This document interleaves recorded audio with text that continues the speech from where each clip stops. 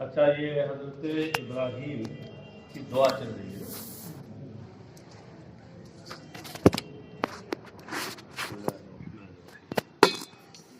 ربنا وابعث فيهم أي أهل البيت رسولا منهم يتلو عليهم آياتك القرآن ويعلمهم الكتاب القرآن والحكمة ما فيه من الأحكام ويزكيهم يطهرهم من الشرك إنك أنت العزيز الغالب الحكيم في صلحه.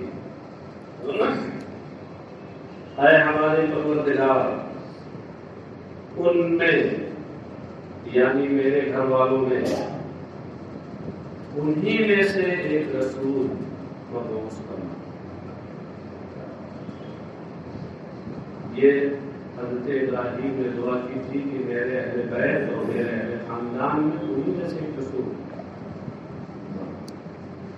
تو مفسر کہتے ہیں وقد اجاب اللہ دعاءہ بمحمد صلی اللہ علیہ وسلم، اور اللہ تعالیٰ نے محمد صلی اللہ علیہ وسلم کو مبعوث فرما کر حضرت ابراہیم کی دعا قبول کر لی. اسی لیے سرکار نے ایک حدیث میں ارشاد فرمایا انا دعوت ابراہیم، یعنی میں حضرت ابراہیم کی دعا کا ثمرہ ہوں. یتلو علیہم آیاتی کا، ایسا رسول بھیج کی یتلو علیہم آیاتی کا، جو تیری آیتیں ان پر تلاوت کرے. تیری آیتیں سے مراد کیا ہے؟ القرآن، مخصوص آیت ہے. یعنی اشارہ کیا کہ آیاتیکا میں جو اضافت ہے برائے خارجی، ورنہ وہ آیتیں تو انجیل میں بھی ہیں، توریت میں ہیں، زبور میں بھی ہیں، صحیفوں میں بھی ہیں. وہ سب مراد نہیں ہے. وَيُعَلِّمُهُمُ الْكِتَابَ، اور انہیں کتاب و حکمت سکھائے، کتاب و حکمت کی تعلیم دے. الکتاب کے بعد قرآن بڑھا کر کے وہی بتایا کہ اسلام اہل خارجی کا ہے. کتاب کا خاص فرق مراد ہے. اور حکمت سکھائے، اس سے کیا مراد ہے؟ مختلف اقوال ہیں مفسرین کے یہاں، کسی نے کچھ کہا ہے، کسی نے کچھ کہا ہے. یہاں تک کہ فلسفیوں نے اسی سے اپنی فضیلت بھی بیان کر لی ہے. ہاں کہا کہ دیکھیں حکمت جو ہے فلسفہ یہ تو نبیوں کو بھی ملتا ہے. مفسر یہاں کہتے ہیں کہ الحکمت یعنی ما فیہ من الاحکام، اس سے مراد قرآنی احکام. مطلب کیا ہے کہ انہیں قرآن سکھائے اور قرآن کے احکام سکھائے. وَيُزَكِّيهِمْ، اور يُطَهِّرُهُمْ مِنَ الشِّرْكِ، اور انہیں شرک کی گندگی سے پاکیزہ کرے. يُزَكِّيهِمْ یعنی يُطَهِّرُهُمْ مِنَ الشِّرْكِ، شرک سے انہیں پاک کرے. إِنَّكَ أَنْتَ الْعَزِيزُ الْحَكِيمُ، یقیناً تو ہی ہے غالب. عزیز کا معنی غالب، الحکیم حکمت والا، فی صنعہ اپنے کام میں، اپنی کاریگری میں. صنع کا کام حکیم سے، یعنی تو حکیم ہے اور پھر حکیم لا یخلو عن الحکمہ، حکیم کا کوئی کام حکمت سے خالی نہیں ہوتا. وَمَنْ يَرْغَبُ عَنْ مِلَّةِ إِبْرَاهِيمَ إِلَّا مَنْ صَفِيَ نَفْسَهُ، اور ملت ابراہیم سے کون روگردانی کرے گا؟ الا من صفی نفسہ، سوائے اس کے جو دل کا احمق اور بیوقوف ہے، نادان ہے. کون کرے گا؟ مفسر نے من کے بعد تفسیر میں کہا ہے لا، اشارہ اس بات کی طرف کیا کہ من یہاں استفہام انکاری کے لیے ہے. بظاہر تو استفہام ہے مگر اس سے مراد نفی ہے. یعنی لا یرغب ملت ابراہیم، ملت ابراہیمی سے کوئی منہ نہیں موڑے گا سوائے اس کے کہ جو دل کا ہے. ملت ابراہیمی سے منہ نہیں موڑے گا. منہ موڑنے سے کیا مراد ہے؟ مفسر نے تفسیر میں کہا فیترو، کہا کہ اسے چھوڑ دے. یعنی منہ موڑنے سے مراد ہے چھوڑ دینا. یہ ترکار اسی یرغبو کی تفسیر ہے. الا من صفی نفسہ، صفی نفسہ یعنی جہل انہا مخلوقۃ للہ یجب علیہ عبادتہ، اور یا صفی نفسہ کا معنی ہے استخف بنفسہ وامتحن نفسہ. دو تفسیریں کی کہ صفیہ یا تو یہ جہلہ کے معنی میں ہے، اور صفیہ نفسہ کا مطلب یہ ہے کہ جہلہ انہا مخلوقۃ للہ یجب علیہ عبادتہ. ملت ابراہیمی کو سے روگردانی کر کے اسے کون چھوڑے گا سوائے اس شخص کے کہ جو اس بات سے ناواقف ہو، جاہل ہو کہ وہ اللہ کی مخلوق ہے، اللہ کا پیدا کیا ہوا ہے، اور اس پر اس کی عبادت، اللہ کی عبادت لازم ہے.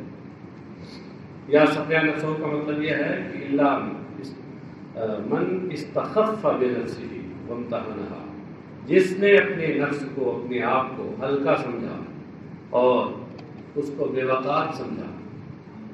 امتحان کا معنی کیا ہوگا؟ مہین سمجھنا. مہین اردو والا مہین نہیں، عربی والا مہین کا معنی ذلیل، حقیر. اردو میں جو مہین ہے کبھی باریک کے معنی میں استعمال ہوتا ہے، بہت مہین، بہت باریک. وَلَقَدِ اصْطَفَيْنَاهُ فِي الدُّنْيَا وَلَقَدِ اصْطَفَيْنَاهُ فِي الدُّنْيَا وَإِنَّهُ فِي الْآخِرَةِ لَمِنَ الصَّالِحِينَ. اصطفیناہ یعنی اخترنا. استفا کا معنی ہوتا ہے اختیار. استفا کا معنی منتخب کرنا، چن لینا. تو مصطفیٰ کا معنی کیا ہوا؟ المختار، چنا ہوا، منتخب. اور یقیناً ہم نے اسے منتخب کر لیا، یعنی دنیا میں چن لیا اس کو. بالرسالت والخلت، رسالت کے لیے، رسول ہونے کے لیے اور خلیل اللہ ہونے کے لیے. ابراہیم کو ہم نے چن لیا کہ وہ میرے رسول بھی ہیں اور میرے خلیل بھی ہیں. وَإِنَّهُ فِي الْآخِرَةِ لَمِنَ الصَّالِحِينَ، اور یقیناً وہ آخرت میں نیکوں میں سے ہیں. صالحین ایک تو ترجمہ یہ ہوتا ہے، بات لوگوں نے کیا. اور صالحین صلاح بمعنی لیاقت اور صلاحیت سے ہو، تو مطلب یہ ہوگا یقیناً آخرت میں وہ ان لوگوں میں سے ہیں جن کے اندر میرے قرب اور میرے انعام کو پانے کی لیاقت اور صلاحیت ہے. الذین لهم درجات العلی، اس سے اشارہ کیا حاشیے کی طرف کہ جن کے لیے بلند درجات ہیں. اعلیٰ حضرت کے ترجمے میں صالحین کا یہی معنی مفہوم لیا ہے.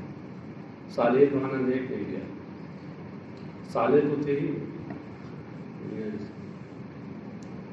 اذ قال له ربه اسلم، اس سے پہلے اس کو نکالا، آپ جانتے ہیں کس لیے نکالا. یاد کرو اس وقت کو جب ان سے ان کے رب نے فرمایا اسلم. اسلام کا سے اسلم بنا ہے. اسلام کا معنی کیا ہوتے ہیں؟ سر جھکانا، فرما برداری کے لیے گردن رکھ دینا، گردن نہادن بطاعت، فرما برداری کے ساتھ گردن جھکا دینا.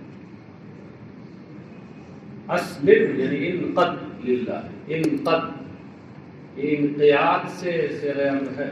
انقد تنقید مت کرنے لگیے گا، ان قضاء القدر سے آپ امر پڑھنا، ورنہ تنقید کرتے رہ جائیں گے، معنی تو کیسے کریں گے.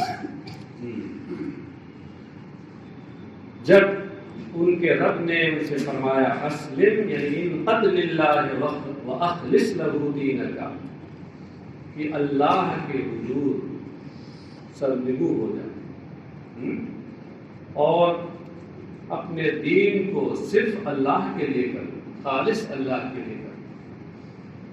قال اسلمت لرب العالمین، تو ابراہیم نے فرمایا، ابراہیم نے عرض کیا اسلمت لرب العالمین، کہ رب العالمین کے لیے میں نے اپنی گردن جھکا دی. وَوَصَّى بِهَا إِبْرَاهِيمُ بَنِيهِ وَيَعْقُوبُ. وصا کہتے ہیں فی قرات اوصا، وصا اور قرات میں اوصا ہے. تو وصا یہ باب تفعیل سے فعل ماضی اور اوصا باب افعال سے فعل ماضی، معنی دونوں کے ہیں وصیت کرنا۔ وصا بہا اے بالملت، ضمیر کا مبنی تعلق، اور ابراہیم نے اپنے بیٹوں کو اس ملت، اس دین کی وصیت فرمائی۔ وہ یعقوب، اور یعقوب نے وصیت فرمائی کس کو؟ آگے بنی، اپنے بیٹے یعقوب، یہ اسرائیل کہتے ہیں، اور جو بنو اسرائیل کے جد تھے، ہاں تو انہوں نے بھی، مطلب اسے یہ بتایا کہ یہاں ایک مفعول بھی محدود ہے، حذف پر قرینہ میں پہلے والا ہے۔ قال یا بنی ان اللہ اصطفى لكم الدین فلا تموتن الا وانتم مسلمون۔ انہوں نے کہا یا بنی، اے میرے بیٹو، بنینا تھا اور نون اضافت کی وجہ سے گر گیا، یا کی طرف اضافت ہوئی نا تو یا بنیا ہو گیا۔ اے میرے بیٹو، ان اللہ اصطفى لكم الدین، اصطفیٰ کا معنی اختار و انتخب، الدین الف لام ہے خارجی کا، یا الف لام مضاف الیہ، اسی کی طرف اشارہ کرتے ہوئے مفسر نے اس کے بعد نکالا دین الاسلام۔ اے میرے بیٹو، یقیناً اللہ نے تمہارے لیے اس دین کو، خاص دین کو، یعنی دین اسلام کو منتخب کر لیا ہے، منتخب کر دیا ہے۔ فَلَوْ تَمُوتُنَّ إِلَّا وَأَنْتُمْ مُسْلِمُونَ، تو تمہیں اسلام ہی کی حالت میں مرنا چاہیے، تمہاری موت ہرگز اسلام کے علاوہ کسی اور حالت میں نہ ہونی چاہیے۔ وَأَنْتُمْ مُسْلِمُونَ اللہ کے بعد جو واو ہے، واو حالیہ ہے۔ کس نے کہا؟ حضرت ابراہیم نے یا یعقوب؟ حضرت ابراہیم نے یا یعقوب؟ دونوں کے بعد دونوں سے تعلق۔ ہاں کالا ہے، کون؟ کالا کہاں ہے؟ اے کالا کل واحد۔ جی اچھا، تو اب اس میں آپ دیکھیں، بظاہر صیغے کے، ظاہر صیغہ سے یہ سمجھ میں آتا ہے کہ جیسا لگتا ہے کہ موت بھی کسی کے ہاتھ میں، حالانکہ موت تو انسان کے ہاتھ میں نہیں ہے۔ جو موت انسان کے ہاتھ میں ہے تو پھر یہ کیوں کہا جا رہا ہے فلا تموتن الا وانتم مسلمون؟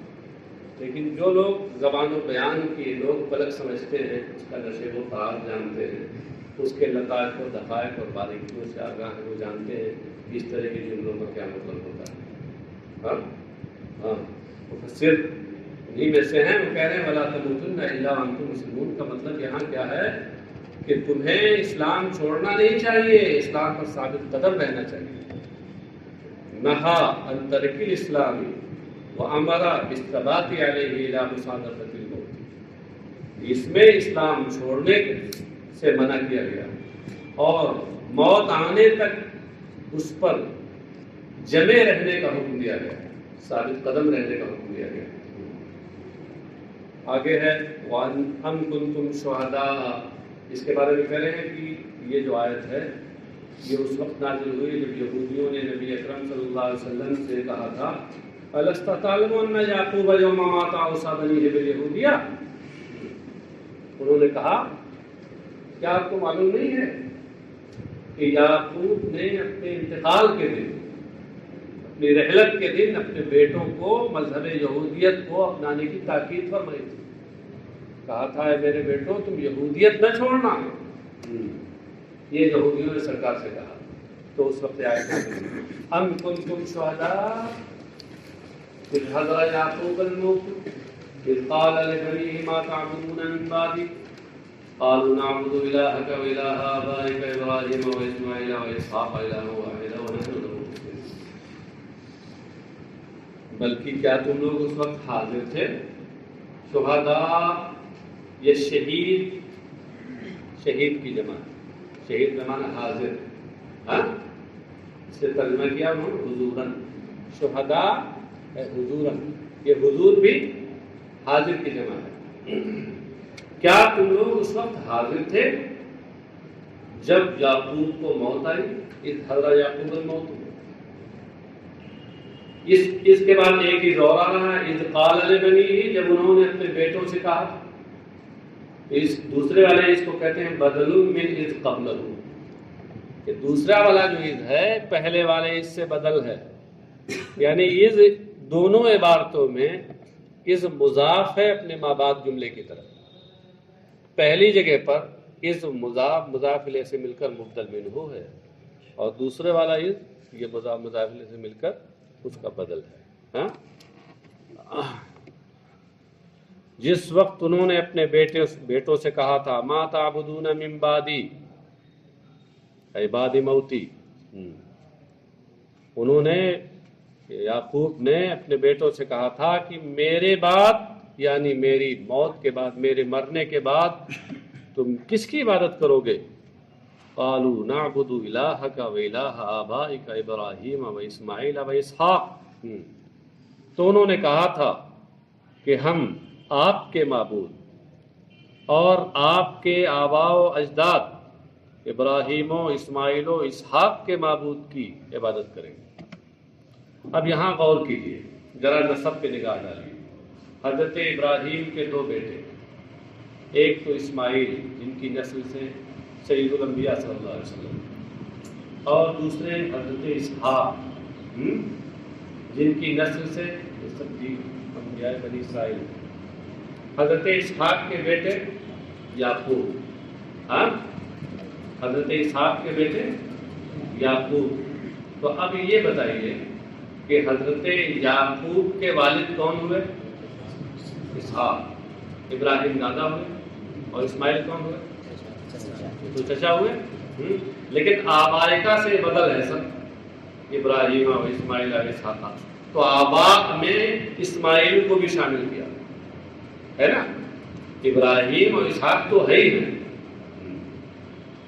اسحاق تو بلا واسطہ ہے اور ابراہیم بلا واسطہ ہے، اور اسماعیل یہ تو چچا ہیں، نہ بال واسطہ نہ بلا واسطہ۔ ان کو کیسے آبا میں شمار کیا؟ کہتے ہیں اب دو اسماعیل من الآباء تغلیب، اسماعیل کو آبا میں شمار کرنا یہ بطور تغلیب، کہ کیا ہوا کہ غیر اب کو غیر اب پر اب کو غلبہ دے دیا گیا، اور وہی لفظ کے لیے بھی استعمال کر لیا، شامل کر لیا۔ اور اس وجہ سے ایک دوسری علت بھی ہے، لأن العم بمنزلۃ الابی، اس لیے کہ چچا باپ کے درجے میں ہوتا ہے۔ چھوٹے ابو بولتے ہیں آپ کے یہاں ہندوستانی معاشرے میں چھوٹے ابو کو کہتے ہیں چچا، کیوں؟ جیسے بڑا باپ کو بڑے ابو کہتے ہیں۔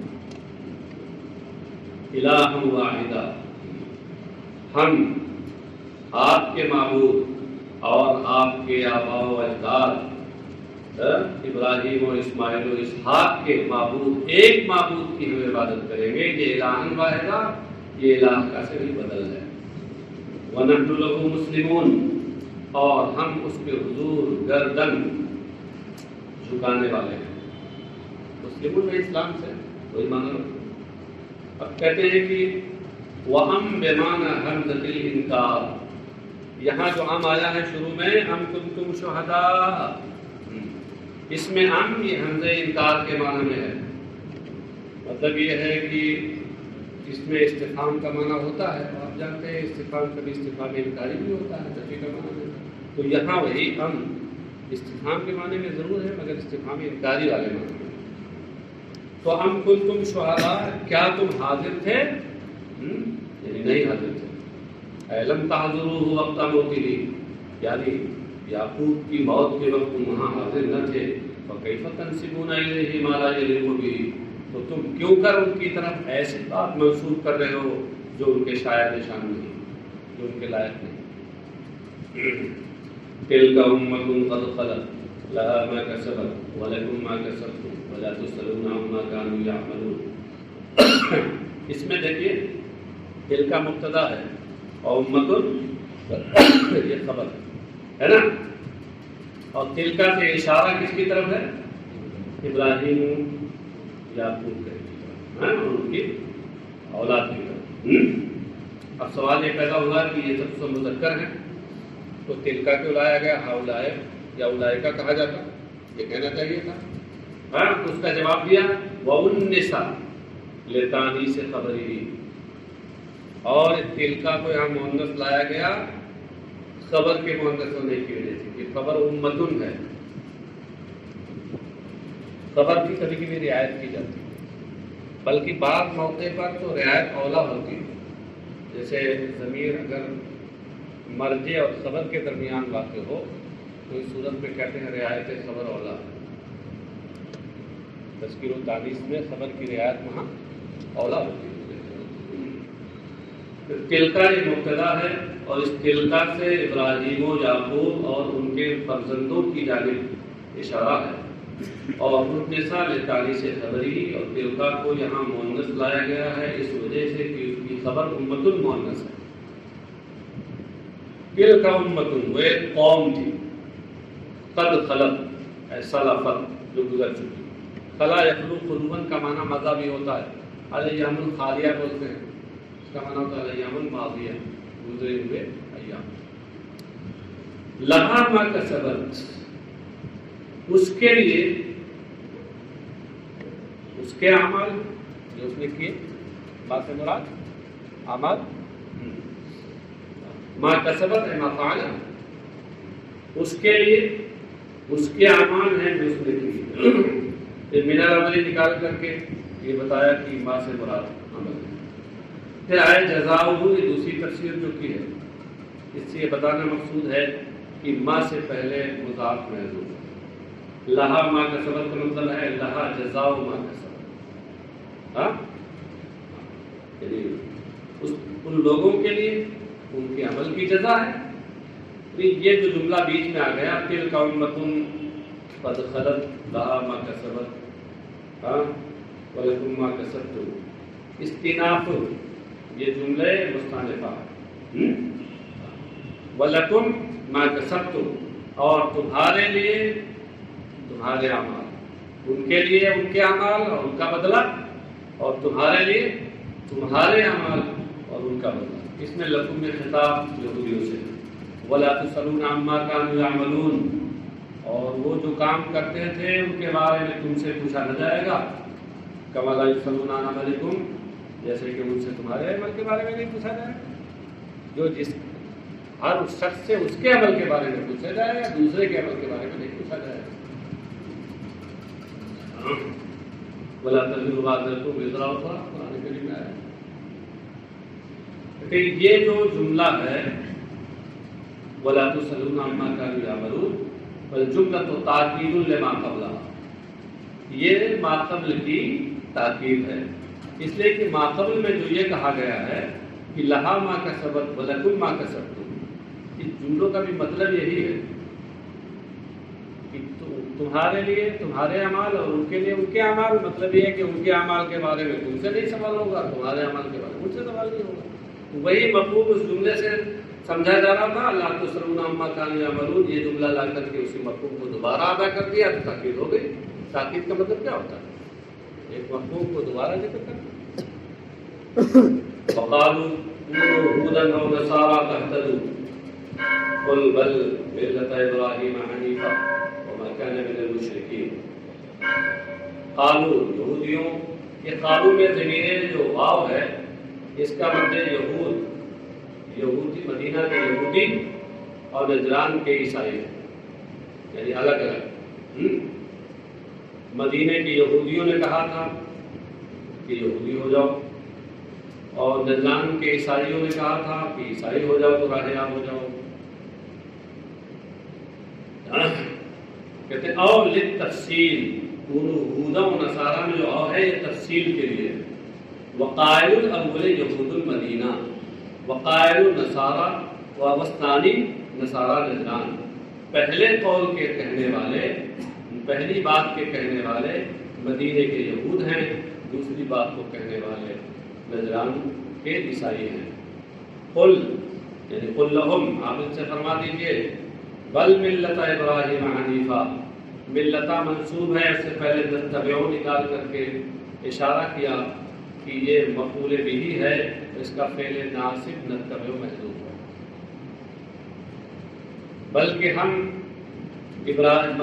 ملت ابراہیم کے مذہب کی پیروی کرتے ہیں۔